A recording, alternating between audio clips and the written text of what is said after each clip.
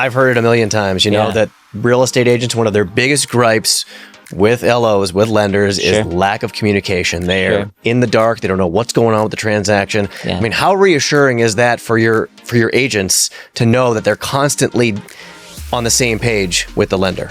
I mean, yeah, we could always text, we could always call, you could send an email. Our broker's really great at where we're at. We can just, I send an email, we can go into our whole virtual world. But about 5 minutes, I have a response back. And Slack, it's instantly, because you have a group, the team is watching the channel, as well as individuals. And they're actually a lot more active than we are there on just giving us updates, and reminding us. And so that just feels really good in any relationship, in any business. I'd say we all would agree that's the number one value, and the number one important thing is communication. Welcome back to Good Better Broker as we welcome in Brett Moon. He is the VP of Growth and Operations at FAM Realty Group in Southern California. Brett, great to have you here. Thanks, Justin. Great to be here. Thanks for having us. Well, we always like the opportunity to have somebody from the real estate side of things join us on the podcast. It's always great to get that different perspective. And we're looking forward to this chat with you. A bit about you for our listeners. You've been in the industry now for 10 years. You have a background in technology and real estate investing, and you are part of a powerhouse husband and wife team. Your wife, Frances Mauser, is the team lead at FAM Realty Group, and you guys are just killing it out there in Southern California. Brett, you actually have a mega team with EXP, and that is a highly coveted spot, but I know that you're one of the few that doesn't pay for leads. So as we get the conversation started, how have you guys been able to do that?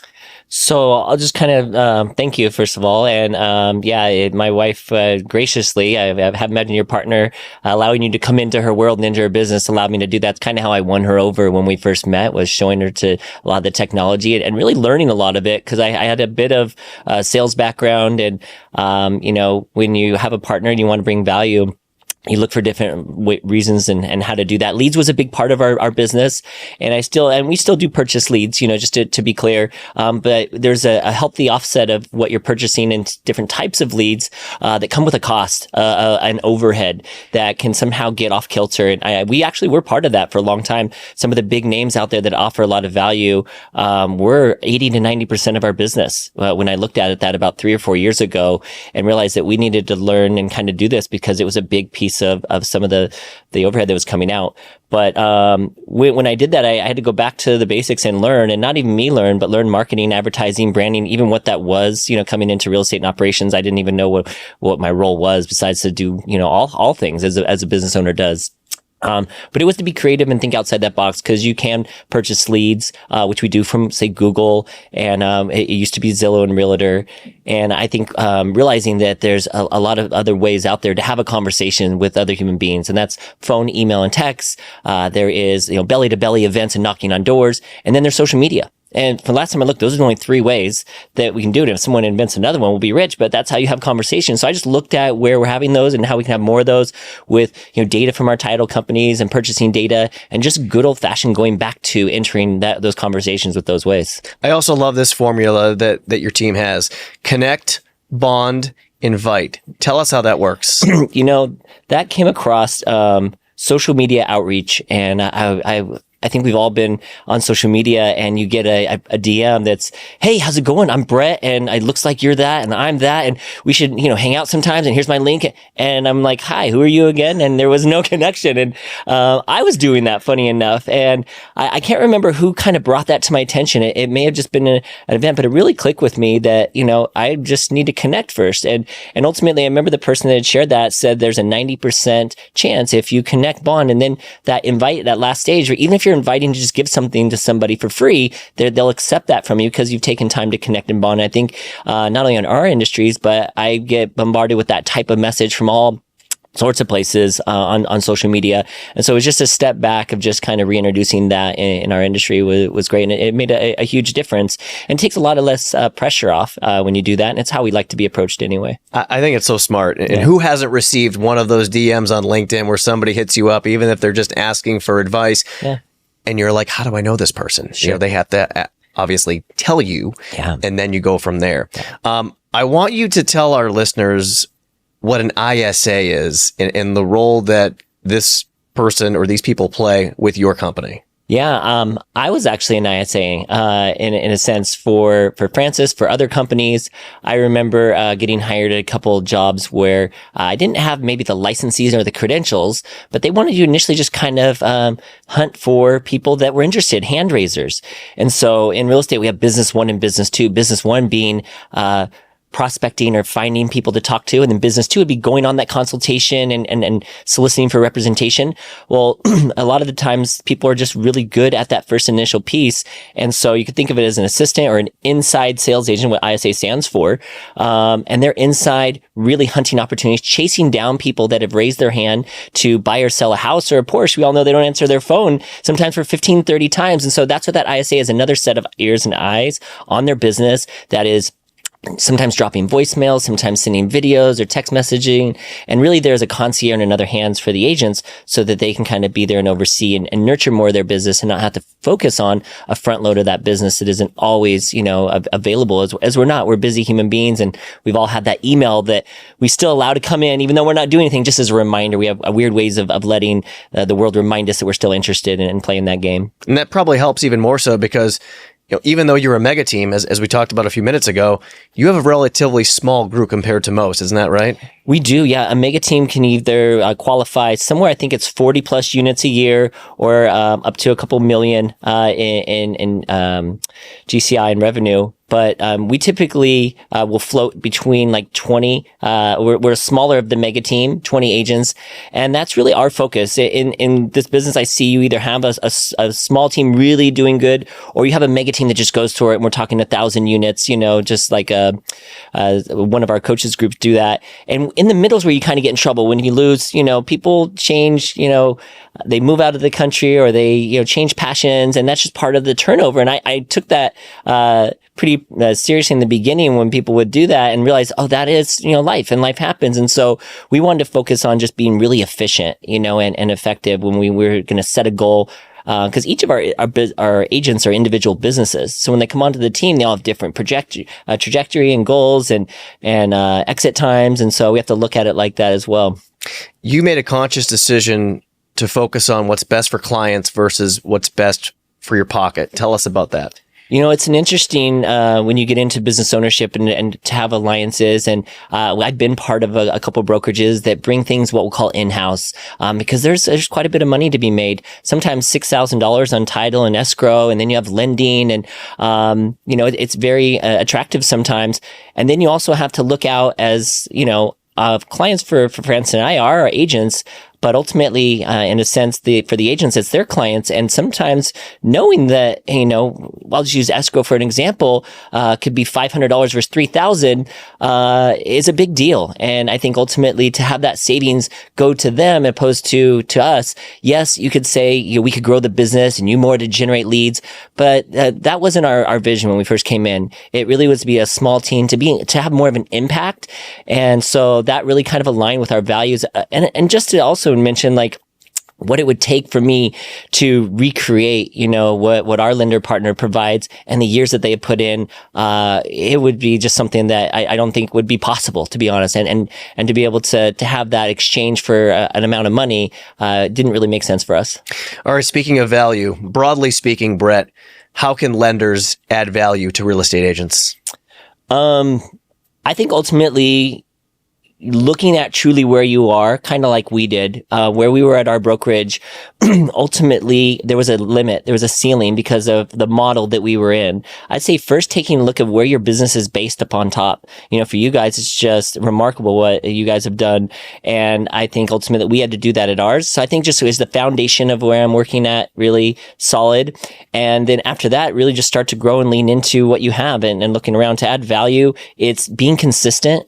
And having a really good communication. I know our lenders were all on Slack, and so just being available. There's not much that they need to do. They've already created a system for us to communicate any breakdowns, and so that the power of just that alone. Get to know, what you really have, what your tools are, what your resources are. And when I say get to know them, really understand them and how can you explain them in a few sentences to people so that they know. If I go to ask actually even just a regular real estate agent, so what do you do again? what is your value that you offer? Most haven't practiced that. They haven't crafted what they want to say. So it feels natural when someone does come up with these questions. So I would say just being educated, being knowledge on what your tools are, and being practiced in that craft, because a reminder is you are the value. And so to look at too many other things, you can almost get spread thin by chasing too many different value points. I'd say just dig back into reassess what you do have and just kind of get good at that. It's interesting, that you said you're on Slack with your lenders, and I've heard it a million times, that real estate agents, one of their biggest gripes with LOs, with lenders, is lack of communication. They're in the dark. They don't know what's going on with the transaction. Yeah. I mean, how reassuring is that for your agents to know that they're constantly on the same page with the lender? I mean, yeah, we could always text, we could always call, you could send an email. Our broker's really great at where we're at. We can just I send an email, we can go into our whole virtual or not, but about 5 minutes I have a response back. And Slack, it's instantly, because you have a group, the team is watching the channel as well as individuals, and they're actually a lot more active even than we are there on just giving us updates, and reminding us. And so that just feels really good in any relationship, in any business. I'd say we all would agree that's the number one value, and the number one important thing is communication. One of the things you and I also talked about before this interview was the importance of being on the edge of new tools. And you're a tech guy. That's a big part of your background. What has that been like for you in the experience you've had in working with wholesale lenders? Well, it gives such a big advantage. You have leverage, which is my favorite word. And to look at, just sitting in what you guys have put together on the ability to close and the ability to almost put it on the other people around, whether it's title companies or escrows, to really just hold our standard up. Everyone's doing a little bit more now. And I think, as leaders and in any business you're at for your clients, is staying up to speed on just the basic education of what it is, and I think for me, I need to be always doing that with my agents as well, because they're looking at us as a leader. And if they can just do something, then, what value am I offering? And so, yes, there's offering classes and there's offering different, workshops and videos that they can watch. But I think leading by example, whether it's on your social media or demonstrating, showing how to use it, it really just adds an edification. And then this trust, hey, I'm in good hands here and we're innovative and moving forward with in a right process. A mortgage is a means to an end, right? It's also a commodity. There are plenty of places you can go get financing from. But you believe, Brett, that lenders can forget how unique they are. What does that mean? Yeah, funny. I heard this, the definition of mortgage, an engagement until death. It's a pretty big decision, right? And so, but I love that word decide. It's to kill off every other decision. And, I'm sorry, what was the question again? The question was, why do you believe that lenders forget how unique they are in a highly commoditized business? I think you get distracted. For me, I get shiny object syndrome, right? And so it's like, great, hey, let's look at AI, or let's look at this new tool that can kind of, alleviate, what I'm doing.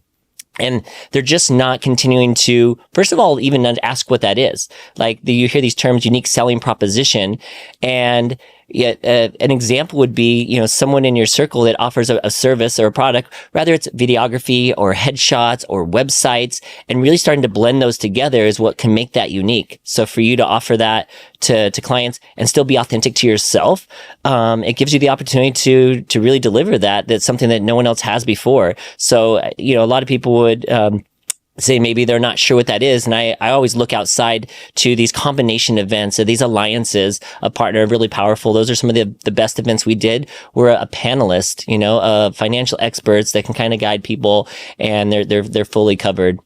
Adding value beyond a transaction. It's so important. I always like to ask our guests, who are closely aligned with, whether it be a realtor or a lender, how did this relationship start? Because sometimes it plays out over a long period of time. There's an extended courtship, and sometimes it's just right place, right time. Sure. So how did your relationship with your current preferred lender begin? Funniest start, it began before it began. We did a transaction with them, and Kubi reminded me of it actually today again. And there was some things that always happen in a transaction. And I think that's really why we're always going to need the human in the transaction, is because of the situation. And I can't remember the specifics of it, but I do remember Francis saying, I don't know, these are lenders and I don't know if they're going to take responsibility for this. And then sure enough, they stepped in and we closed the deal, and they were in communication, and we remembered them. So funny enough, when we actually sat down, one of our agents had met one of theirs and said, you really got to meet these guys. And we're like, all right, we're ending another relationship. And I'd say don't oversee or overlook the possibility that not all those relationships can kind of be carried through to the end. And rather it's that the shop closed down, or they have a lot of times it'll be they're shifting budget around or deciding where they can allocate some of their funds, which we completely respected for our last partnership. It had nothing really to do with how they were showing up or what. They were the ones that said, hey, we're not sure if we can really partner at the level that you guys want to grow and that you want to go to. And we're like, that's fine. We understand. We're still really close, but and we didn't even break up. We just now in that moment became open to other options. And I think that's why they came in, and so we met and looked, and our values were aligned. And so I'd say we can kind of track that. We forget the power of manifestation, and that we can draw in people, that we're looking for, that I call our vibe and our tribe. And they're just aligned exactly. When we met, we knew that we were going to be working together. Yeah, you led me to my next question. To you, how important is it to have that partner in this business who is very aligned philosophically with what you're trying to do, from a vision and value standpoint? Well, it's kind of like we talked about earlier. If you're going to do something this long, enjoy it, have fun with it. And I talk with about 800 to 1,200 agents a month. And before we even really get into all the value that we offer, the cool things that we do, or I even get into a discovery call with them, I talk about culture, and I talk about what makes culture, and I talk about that being the number one, because I think we've all been at a company before where the building was awesome and I'm making great money, but I got to go with so-and-so, or this person just doesn't know how to communicate. They don't have the tools. I'm not going to make them wrong. But that's really what can make up culture, is how you feel about what you're doing and who you're doing it with. And so I think it's the most important thing is the people. There's the product and the process, which are always very similar. And I always tell people when they do their due diligence, it's people, product, and process. It actually came off an old TV show, but the people were always the one really that was a weighing decision around what we're doing. Rather we get in investing transactions, or I'm flipping a home, or we're bringing a new agent. They're the one that make the culture, together. And so it's the most important thing for me. And that really underscores the point of this being a people business. And even at a time when we are seeing technology completely, go to new heights, and AI and all the different innovations. I mean, what's possible now versus just a few short years ago. Totally. But still, Brett, you need the people in your corner who you can trust and know are going to get the job done for you. Yeah, I'll give that one to my mother-in-law, Laura. She had a client that was like, I can just get this information, on Zillow and in the MLS. She's like, who do you think puts it in the MLS? There's always going to be humans that are doing. I know that whether we're buying a guitar or we're getting into football lessons, there's a human that was involved in a big pivotal. We all have those figures in our life, and that's really who we trust, our advisors and our counselors and our confidants. And I don't see that changing anytime soon. And even when it does, we'll always want someone there to kind of oversee. I think those people doing that. So you have this great relationship with your preferred lender. I now want to ask you for your advice to our listeners, other LOs, mortgage brokers out there who are looking to get an opportunity with a company like EXP. Yeah. What do you say to them? Well, I think it's just starting like that connect. Where are they? Start following them on social media. Start liking, commenting, just the basics as you would any other relationship enters in it at any level that you can.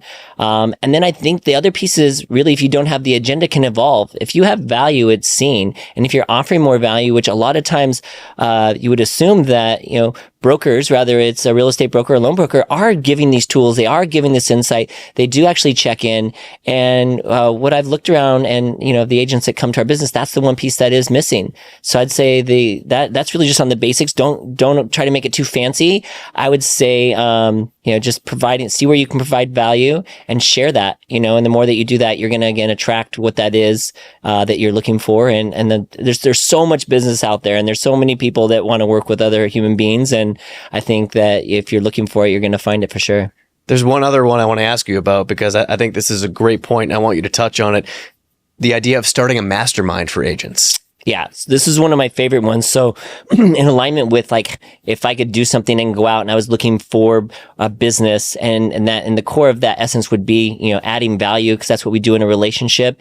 It would be to understand. And that's really what me and my wife, we always get into, rather we get into a moment, we'll call it in conversation. We'll be like, cool, am I trying to understand right now? Or am I trying to push? And, understanding, I think, is really overlooked. And in a mastermind, that's what you're doing.